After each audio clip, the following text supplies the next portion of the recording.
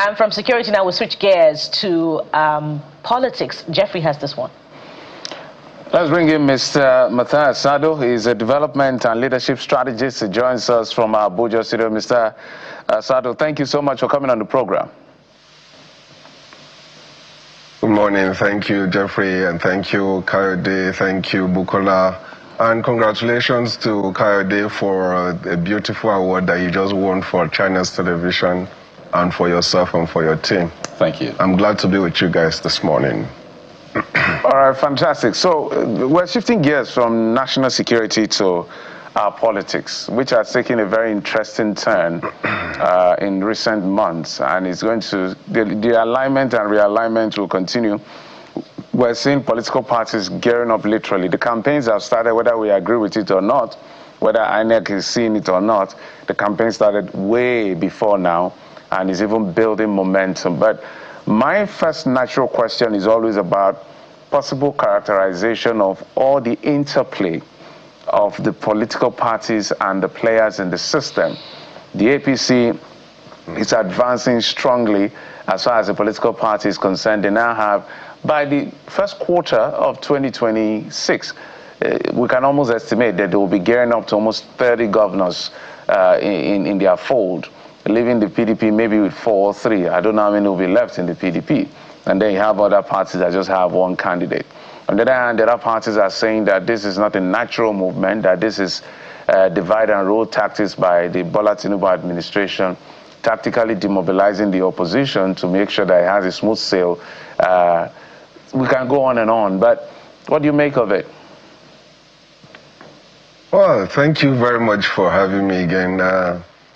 You see, it's interesting how politics is gradually taking over. In fact, as far as this government is concerned, right from the inception, right from the announcement of subsidies gone and all that took place on the 29th of May, the next thing that followed was the intention to contest for 2027, and were it not for the intervention of the President of America, I think politics gradually took over the entire space. So you see, it became something that was a worrisome experience for Nigerians, that we shift from politics to politics. For every 4 years, every four years, we talk about politics. We come around and people come on social media to campaign. People come on the podiums to campaign for elections. And immediately after the elections, we start the campaign for the next election. And that has actually done a lot of damage to the society.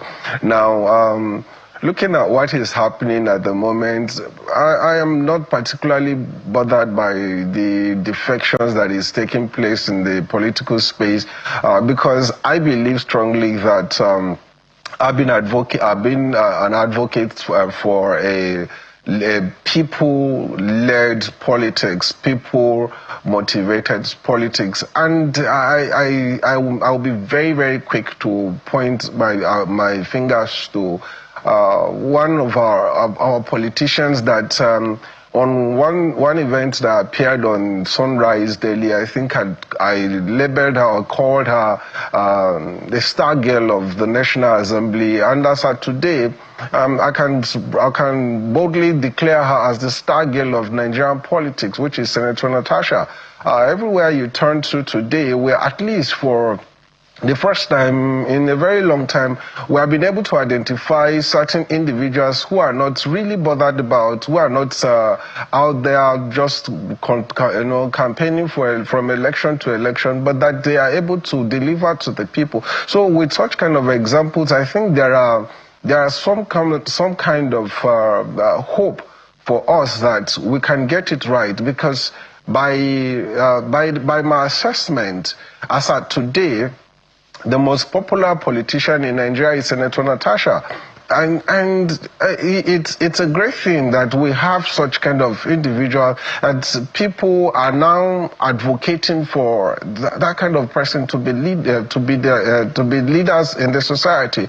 Now, this is what the president or the government would have done, that if they had been able to solve the problem of insecurity. You know, the team that just passed, appeared on your show, just finished talking about insecurity. The problems of the country are overwhelming.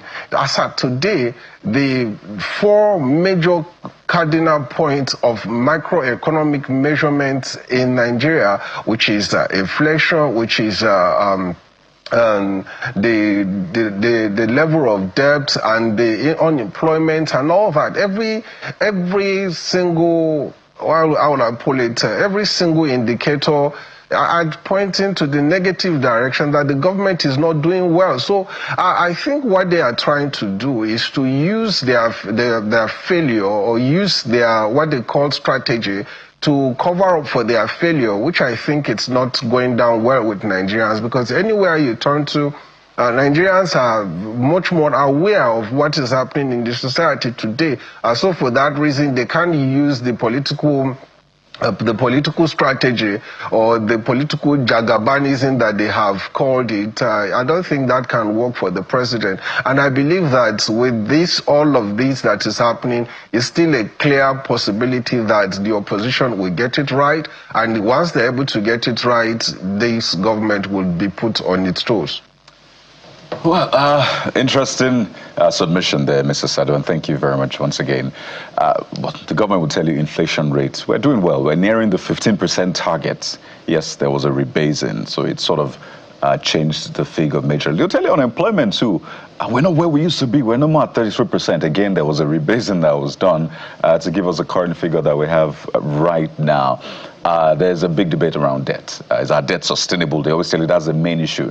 Everybody has debt. Even the US has a huge debt. But are we able to pay? That is what really matters, right? So some of those indicators, very debatable. And in fact, government will beat their chest. They will even tell you our foreign reserves doing well, the best in 6 years. But, you know, there's been that conversation around the political atmosphere in Nigeria, which affects governance, right, and the outcome of governance. And that's why I want you to speak to this morning. You have had a taste of the APC in that you said you supported late President Muhammad Buhari. I think you spent millions to support him then. You've had a taste of the PDP as well. You've had a taste of the ADP. I think you ran for House of Reps and President, respectively, under those parties. So you've sort of tasted the different soups that these political parties have made. First, seeing the trends, the governor of Taraba State officially now making it public that I'm now with the APC, and you see the nation's political map, the way it is going. Are you concerned that we may be sliding into what has been described as a one-party state, or you think this is just politics doing its thing? If you can't beat them, you join them. Yeah, you see, thank you, Kyle. You know, the interesting thing about Nigerian politics is that you have a lot of people in politics who I will call political contractors, basically people who are motivated by their ambition, and their ambition is basically about wealth acquisition, about self-aggrandizement and all, what have you. Now, so if that is the common denominator that we use to measure political activities in the country, it is natural that people who have their ambition, who have the intention that all that they need to do is to make money from politics. So when they see any opportunity, or when they see any situation where they find themselves in a position where the only way that they can sustain themselves is to join the ruling political party, it is very easy. And, you know, I've listened to you guys, I've listened to a lot of analysts who have always referred to Nigerian politics as a place where that we lack ideologies, we lack principles. Now, ideology, yes, basically it's lacking in the society, but mostly what is lacking mostly is principles. You have people who want to be in government, who want to be in power, but they lack principles. Today you are in this political party, you campaigned against this political party, you campaigned against these individuals, and then because of self-interest, you now have to align with those kind of things that, you know, we have seen people, Nigerians have analyzed a lot of politicians that there are people who go back to their vomit.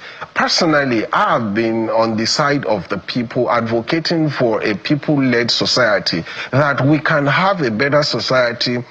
We can have a situation where we are able to put our politics at par, if not at the same level with what we have in America, but with at least a semblance of a debate of ideas, a debate of way of life, a debate of worldviews that I can present to the Nigerian society that these are the things that I stand for, these are the kind of values that I have, and I'll be able to advocate for Nigerians to believe in my idea, and if by the choice of the people I am elected as a leader, I will be able to implement my ideas and bring into play my plans. But you know, because of the fact that our society is extremely materialistic, you discover that virtually everybody who is going into politics, except for one or two people that I've mentioned earlier on, most of them are driven by these primordial gains and all that. So it's difficult for us to be able to say that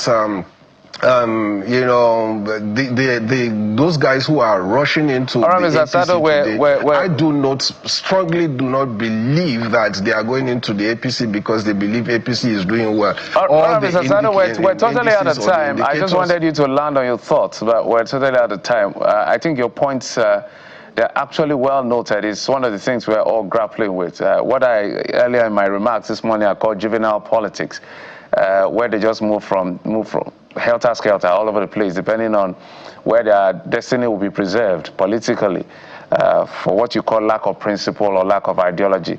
But I must thank you. It's an ongoing conversation. Matthias Tsado is the development and leadership strategist joining us from our Abuja studios. Thank you, sir. We appreciate you.